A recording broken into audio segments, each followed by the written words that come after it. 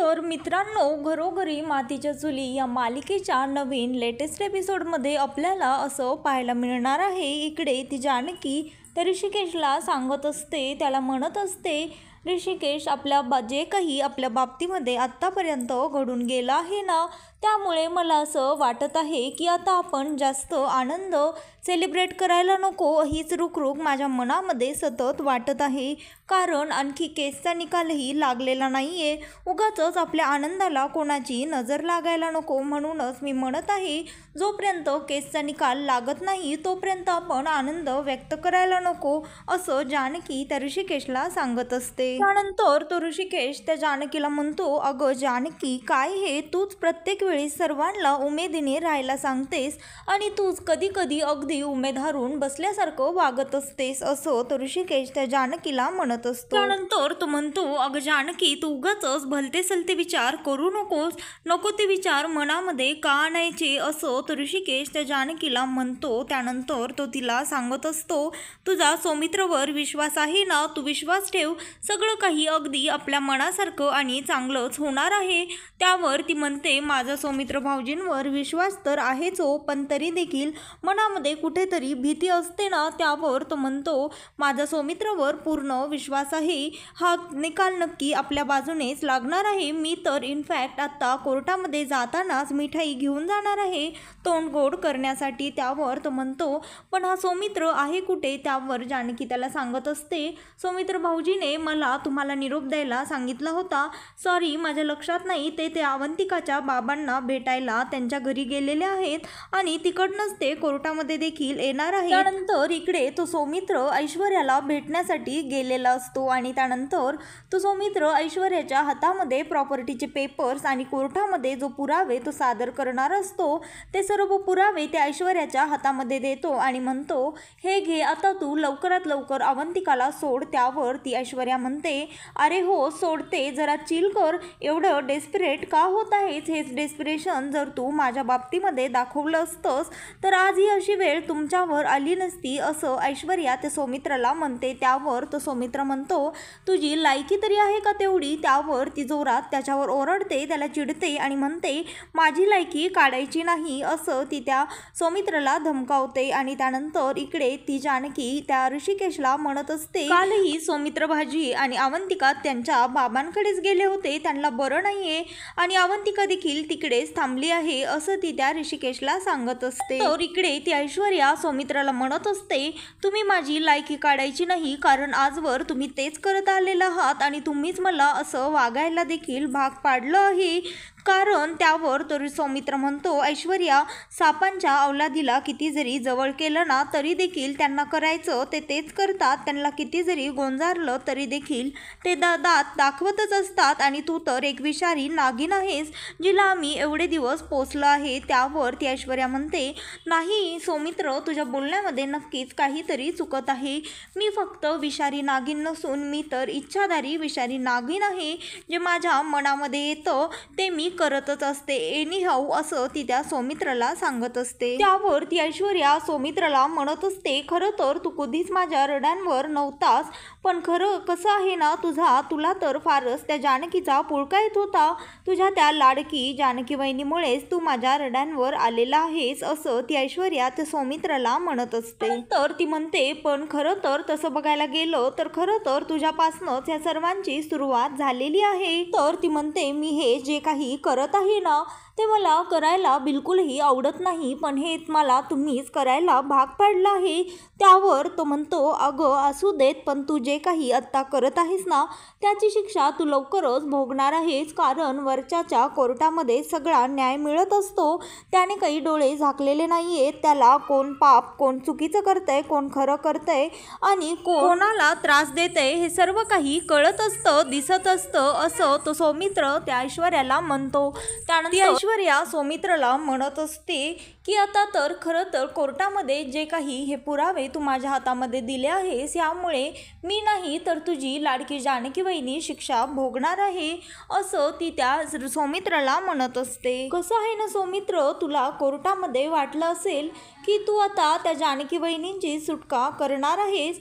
खरं तर तुम्ही तिथे आनंद देखील सेलिब्रेट केला होता, कारण मनोहरची तू खोटी साक्ष कोर्टासमोर आणलीस. पण आज मात्र असं काहीही होणार नाही, कारण तू जज समोर रिकाम्या हाताने जाणार आहेस. तुझ्याकडे तर काहीही पुरावा नसणार आहे, असं ती ऐश्वर्या त्या सौमित्राला म्हणत असते. त्यानंतर तो विचारतो, आता अवंतिकाला तू तिला कधी सोडणार आहेस. त्यावर ती म्हणते, एकदा का ही कोर्ट केस मी जिंकले की लगेचच अवंतिकाला मी तुझ्याजवळ सोडवेन, असं ती ऐश्वर्या सौमित्राला म्हणत असते. आणि त्यानंतर इकडे आई आणि नाना देवाकडे जानकीच्या सुटकेची प्रार्थना करत असतात. नाना म्हणत असतात, देवी आई, मी तुझ्याकडे आजपर्यंत काहीही मागितलेलं नाही आहे, कारण मला जे हवं आहे ते मागण्याआधीच तू मला दिलं आहेस. पण आज मात्र मी माझ्या सुनेसाठी मागत आहे, जिने एवढ्या प्रेमाने कष्टाने हे घर जोडून ठेवलं आहे.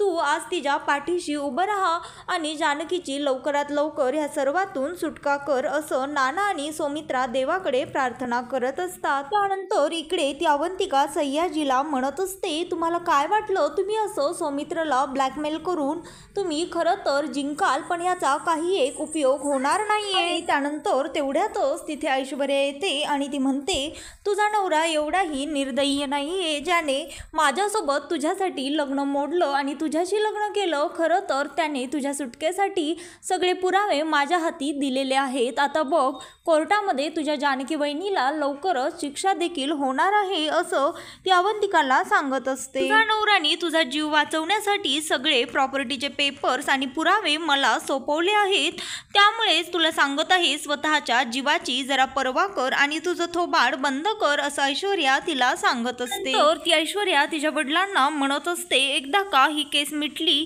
की लगेचच हिचा देखील आपण निकाल लावूया. त्यावर ती अवंतिका म्हणते, म्हणजे तू नेमकं काय करणार आहेस. त्यावर ती ऐश्वर्या तिला सांगत असते, घाबरू नकोस, मी काही तुला मारून टाकणार नाहीये. जसा तुझ्या नवऱ्याने माझा शब्द पाळला, मी देखील तसाच त्याचा शब्द पाळणार आहे. आणि त्यानंतर ते दोघे जण तिथनं निघून जातात. आणि इकडे त्या ऐश्वर्याची आई त्या अवंतिकाला म्हणत असते, तू रडू नकोस बाळा, तुला काहीही होणार नाही आणि जानकीची सुद्धा काळजी करू नकोस. खरं तर देव तिच्या पाठीशी नक्कीच उभा राहील. जरी ते सर्व पुरावे ऐश्वर्याकडे असले तरी देखील नक्कीच कोर्टामध्ये सौमित्रला काही ना काही मार्ग सापडेलच. आणि खरं तर आता ह्यांच्या पापाचा घडा भरत आलेला आहे, त्यामुळे देव देखील ह्यांची साथ देणार नाही, असं ती अवंतिकाला समजावत असते. आणि त्यानंतर इकडे सह्याजी आणि ऐश्वर्या सर्वजण कोर्टामध्ये पोहोचलेले असतात. तर तिथे जज देखील येतात आणि ते म्हणतात, पुढची कारवाई सुरू करा. त्यावर ते म्हणतात, डिफेन्स लॉयर सौमित्र, तुम्ही काही गेल्या वेळेस म्हणाला होतात की काही पुरावे तुम्ही सादर करणार आहेत, मग काय झालं. त्यानंतर तो सौमित्र म्हणतो, हो जज, मी तसं करणार होतो, पण सध्या माझ्याकडे कसलेही पुरावे नाही आहेत. त्यावर ते जज म्हणतात, पण गेल्या वेळेस हिअरिंगला तर तुम्ही म्हणाला होतात की तुमच्याकडे पुरावे आहेत, त्यामध्ये स्पष्टपणे दिसत आहे की ऐश्वर्या हीच गुन्हेगार आहे, मग आता तुम्ही असं अचानक काय म्हणत आहात. त्यावर तो म्हणतो, माझ्याकडे सध्या कसलेही पुरावे नाही आहेत. त्यावर ती म्हणते, हे का तुम्ही काय म्हणत आहात, कोर्टाचा तुम्ही वेळ वाया घालवू नकात, असं ती जज त्या सौमित्रला म्हणत असते. पण तो सौमित्र मात्र गप्प उभा असतो. त्यावर ऋषिकेश तर हे सौमित्रच्या तोंडातनं वाक्य ऐकून त्याला तर धक्काच बसतो आणि त्या जानकीच्या देखील पायाखालची जमीनच सरकलेली असते. ती देखील आशाच्या नजरेने त्या सौमित्रकडे बघत असते. पण सौमित्रचं मात्र पूर्ण डोकं हँग झालेलं असतं, त्याला काहीच कळत नसतं आता काय करावं. त्यावर तेवढ्यातच तिथे त्या ऐश्वर्याचे लॉयर म्हणतात, हे फक्त कोर्टाचा वेळ वाया घालवत आहे, यांना बिलकुलही टाइम वाढवून देऊ नका, असं त्या ऐश्वर्याचे वकील म्हणत असतात. त्यावर सौमित्र म्हणतो, मी गेल्या वेळेस प्रूफ केलं होतं की मिस्टर मोहन हे खोटं बोलत होते आणि ह्यांनी जानकीच्या विरोधामध्ये हा सर्व कट रचला आहे आणि जानकी ह्या गुन्हेगार नाही आहेत, असं मी गेल्या वेळेस प्रूफ केलं होतं, पण त्यामुळेच मला थोडासा टाईम वाढून मिळावा, असं मी कोर्टाकडे विनंती करत आहे. असं तो सौमित्र त्या जजला म्हणत असतो. पण त्यांचे धर्माधिकारी वकील मात्र ह्या गोष्टीला मान्यता देत नसतात. ते म्हणत असतात त्यांचं ऑब्जेक्शन असतं ह्या गोष्टींवर. ते म्हणतात खरं तर ह्यांच्याकडे पुरावेही नाहीत आणि हे पुरावे जमाही करू शकणार नाहीत. त्यामुळे ह्या केसचा निकाल स्पष्ट आहे. आपण उगाचच ह्या केसमध्ये आणखी वेळ वाया घालवायला नकोत असं तो जजला सांगत असतो. त्यावर जज म्हणतात सौमित्र खरं तर तुम्हाला मागच्या वेळेसच तुम्ही म्हणाला होतात की माझ्याकडे पुरावे आहेत. तुम्ही ते पुरावे सादर देखील करणार होतात. पण मिसेस ऐश्वर्या यांना चक्कर आली म्हणून आपण ती केस तिथेच थांबवली आणि आजची तारीख तुम्हाला भेटलेली आहे. तर आज तुम्ही हे काय म्हणत आहात? त्यावर सौमित्र म्हणतो माझ्याकडनं ते पुरावे हरवले आहेत. त्यामुळेच मला पुन्हा पुरावे गोळा करण्यासाठी फक्त 2 दिवस हवे आहेत असं तो कोर्टाकडे अपील करून विनंती करत असतो. तर इकडे जानकी सौमित्रची ही अवस्था पाहून स्वतःच्या मनाशीच विचार करत असते.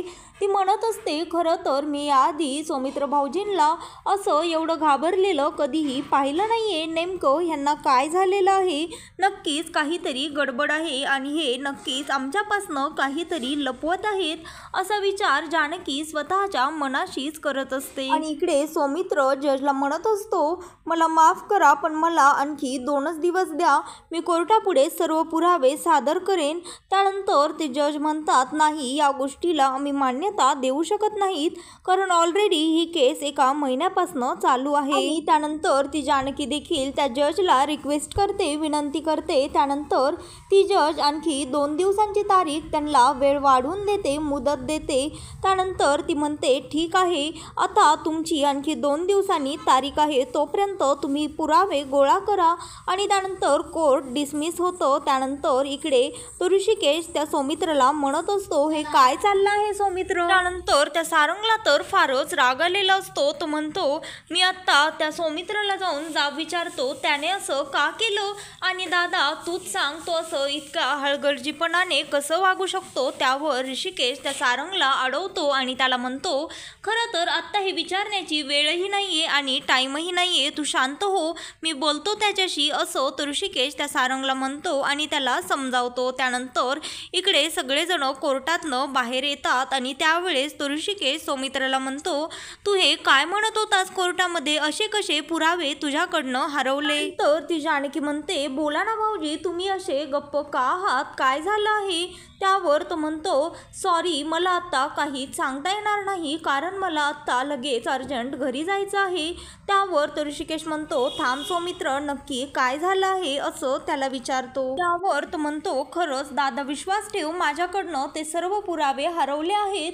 त्यावर जानकी म्हणते तुम्ही नीट आठवा ते पुरावे तुम्ही कुठं ठेवले होते? त्यावर तो म्हणतो खरं तर ते पुरावे मी आपल्या घरामध्येच ठेवले होते. आणि त्यानंतर इकडे ते सह्याजी वकिलांना सांगत असतात वकील साहेब फक्त पुरावेच नाही तर त्यांच्या पायाखालची जमीन देखील माझ्या पोरीनं काढून घेतली आहे. त्यावर तो वकील म्हणतो बरोबर आहे कोर्टामध्ये त्यांची चांगलीच कोंडी झाली होती. आता तुमच्यावर कोणीही आरोप टाकू शकणार नाही असं तो धर्माधिकारी वकील त्या ऐश्वर्याला म्हणत असतो. त्यानंतर ती ऐश्वर्या म्हणते फक्त यातनं मला माझी सुटका करायची नाहीये तर ह्या त्या सर्व मॅटरमध्ये त्या जानकीला अडकवायचं देखील आहे आणि मला तिला रस्त्यावर आणायचं आहे असं ती त्या वकिलांना सांगत असते. ते वकील तिला म्हणत असतात तुम्ही जे ठरवलं आहे ते नक्कीच होणार यामध्ये मी तुमची मदत करेन असं ते त्या ऐश्वर्याला म्हणत असतात. त्यानंतर इकडे त्या ऐश्वर्याने तिच्या माणसांना त्या अवंतिकाला घरी पाठवण्याचं सांगितलेलं असतं आणि त्यानंतर ते माणसं त्या ऐश्वर्याने सांगितल्याप्रमाणे त्या अवंतिकाला गाडीमध्ये टाकतात